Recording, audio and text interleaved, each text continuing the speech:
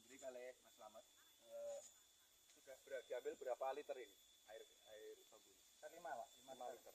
Nah ini ngeten. Ini penting sekali untuk kita. Yang kemarin saya jelaskan kenapa harus ngambil air kelapa. Kan mudah sekali didapat. Terus kemudian air dari bonggol pisang. Nah, ini hampir sama. Justru ini juga ada PGPR-nya. Jadi air dari resapan dari akar ini, serapan dari akar ini kan bambu sudah dipotong, tinggal bonggolnya. Tapi ini ada masih ada luas. Ini ada kandungan air air bambu. Ini kandungannya banyak sekali. Ini mineral penting yang ada 4 yang sangat bermanfaat untuk tanaman. Kalium, kemudian kalsium, magnesium dan natrium. Nah, mau sing kula jelasin jenengan kali Mas Slamet. Kalau kalium itu sebenarnya kan yang fungsi yang kita cari untuk pembentukan bunga, biji dan buah kan ngoten bunga, buah, biji. Tapi ada fungsi lain, mengatur keseimbangan air. Itu penting sekali. Kalau ada unsur kalium, keseimbangan air akan dijaga dengan tekanan osmotik. Tekanan osmotik itu adalah tekanan yang diperlukan untuk mencegah pergerakan larutan air dari hipotonis, tekanan rendah ke tekanan besar. Tekanan yang lebih tinggi itu tidak boleh. Karena apa? Kalau itu terjadi, kalau pada lahan yang kering, kalau tekanan airnya tinggi, berarti di dalam tanaman itu akan cepat kekurangan air, terus mengkerut itu.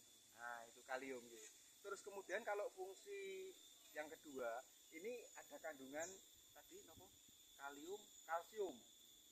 Kalsium itu penting sekali untuk mengaktifkan enzim. Untuk apa? Penyerapan nutrisi.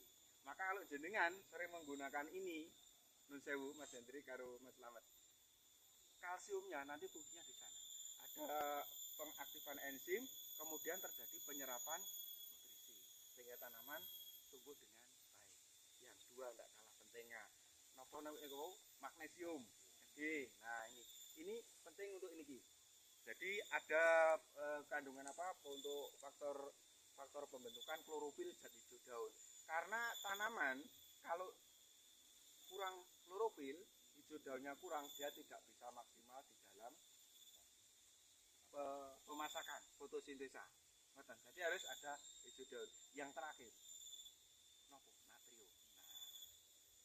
Terus sudah tidak kurang air, gitu, nutrisi cukup, dan seterusnya ada fotosintesa berjalan. Yang tidak kalah pentingnya, yang terakhir itu apa? Natrium, anti stres. Tanaman itu kalau natriumnya cukup, maka dia tidak akan mudah mengalami stres. Ngerti nggih? Jelas? Maka setiap ini ada seperti ini, upayakan mangke niki dibolongi. Niki dari sini Mas Hendrik, Mas Slamet. Nah ini dipotong atau dilubang, nanti diambil lalu selak, difermentasi. Seminggu cukup. Kita langsung semprot boleh. Kita campur bioorganik cair boleh. Ini untuk melengkapi. Jadi alam niki bambu dan seterusnya di sini itu sudah sangat kaya sekali. Ingat baik-baik. Jenengan di pembibitan itu, pembibitan cabai ini itu pakai tanahnya dari apa? Tanahnya kan mesti di yang bawah bambu tuh Mas Hendrik gitu. Nah, gitu. Mesti karena apa? Di situ kandungan untuk mineralnya banyak sekali, ada PGPR, ada fosfat, ada kalium. Ngerti nggih?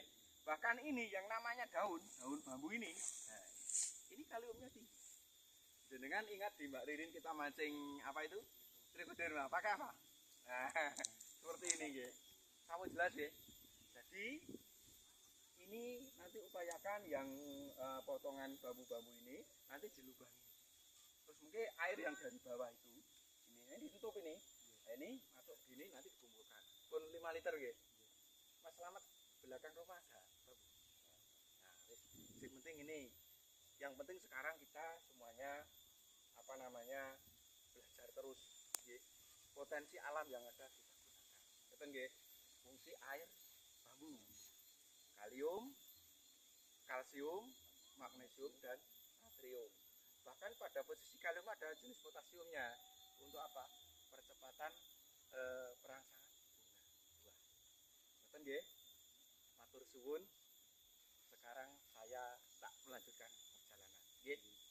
Pamit dulu. Nggih. Nggih. Nanti tolong kalau bisa di anu ya, apa namanya, dilubangi semua. Jadi yang anu dipotong seperti ini biar rata. Nggih.